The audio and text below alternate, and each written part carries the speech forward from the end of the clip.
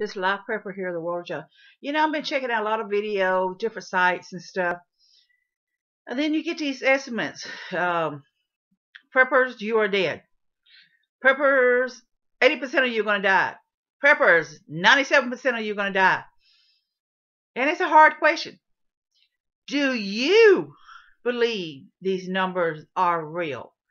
Do you believe 80% to 90% of the 7% roughly of the preppers will die? And here's the point of views on a lot of them. Some of them feel that if you don't have guns, you're going to die.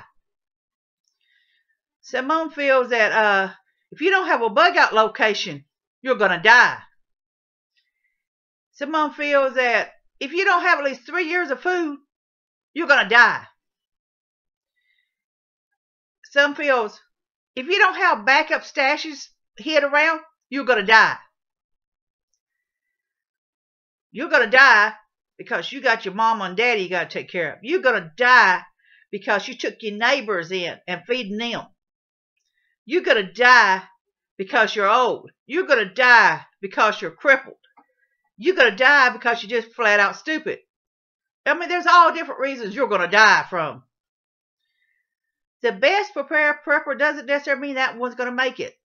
Nor does it mean the one that's not prepared at all. And if you watch a lot of movies and you read a lot of books, you do a lot of research and you hear about this and hear about that, the cold hard facts is you're going to have marauders out there. They're going to take what you have. A lot of them are basically just bad people. And some of them weren't even bad to begin with. They was your best friend, your best neighbor. They went to church with you. They was the top of the community, whatever, the man of the year, the woman of the year, businesswoman of the year, businessman, whatever the crap is. PTA mom. But when SHTF happened, their true side came to surface. That side that people don't see. You always hear like, well, I didn't know that person was like that. Oh my goodness. I didn't know that person was a pedophile. Wow. I didn't know that person was a serial killer. Why, he coached my little league team. And I went to church every week with her. I didn't realize that she killed off all her family for insurance. Wow. So that's just it. The true side comes out on these people. Those that's got good hearts and good intention, that side's going to show more.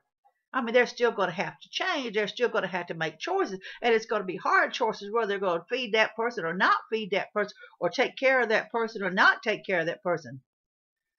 But then you're going to have that other side that's going to sacrifice their entire family for themselves.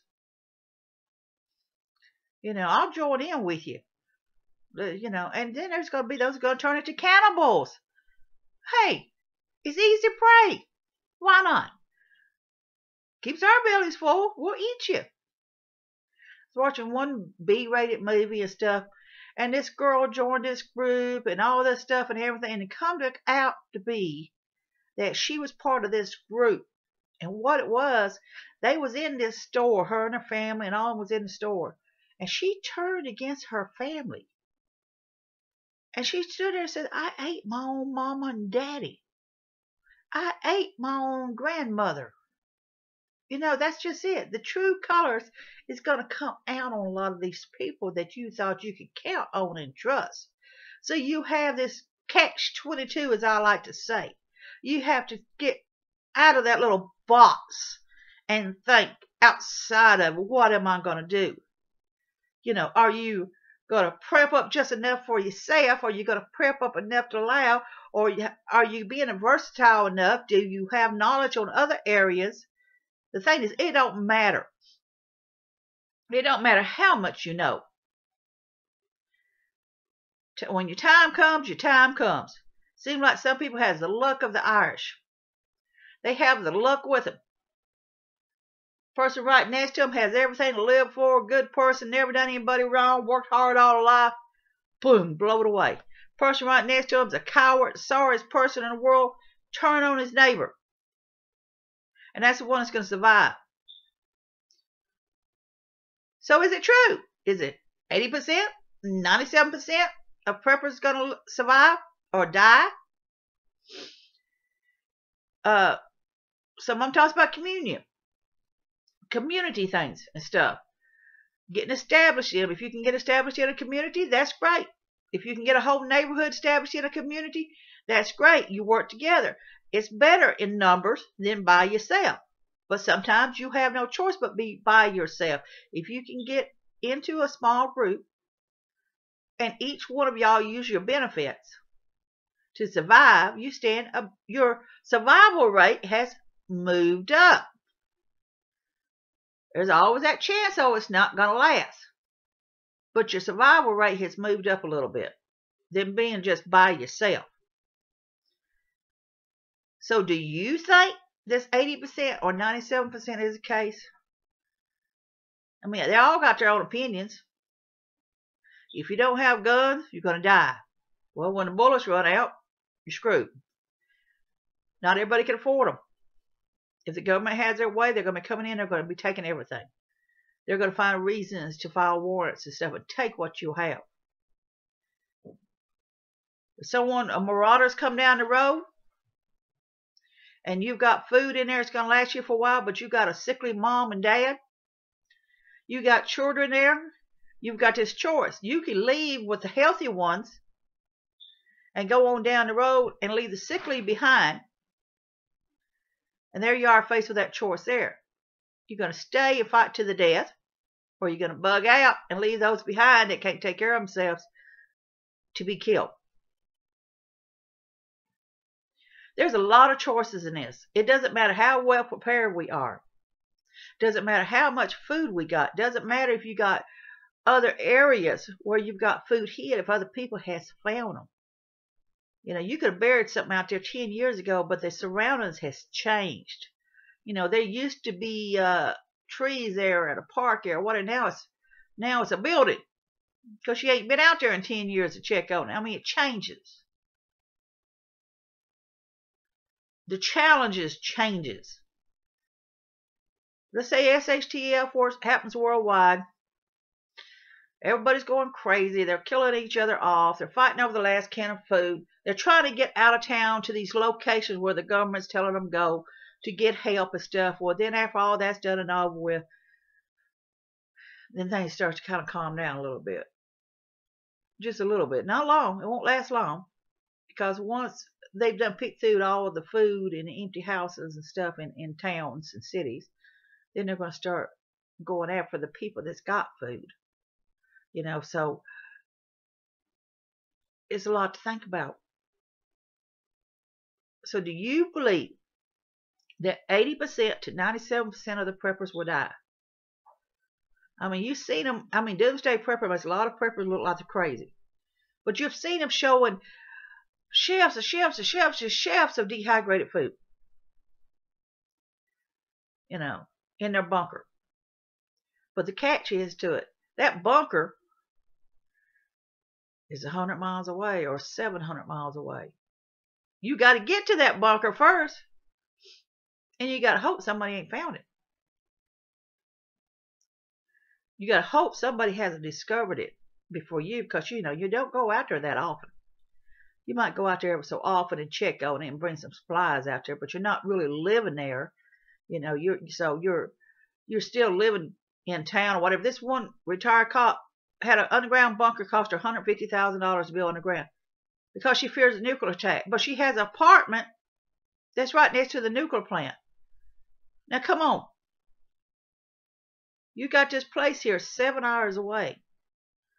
Why aren't you out there instead of in town right next to that nuclear plant? Because, you know what, if that thing gets ready to go boom, people are going to go crazy. They're going to try to get out of town. So it's a hang if you do and a hang if you don't. So that's what I'm asking you.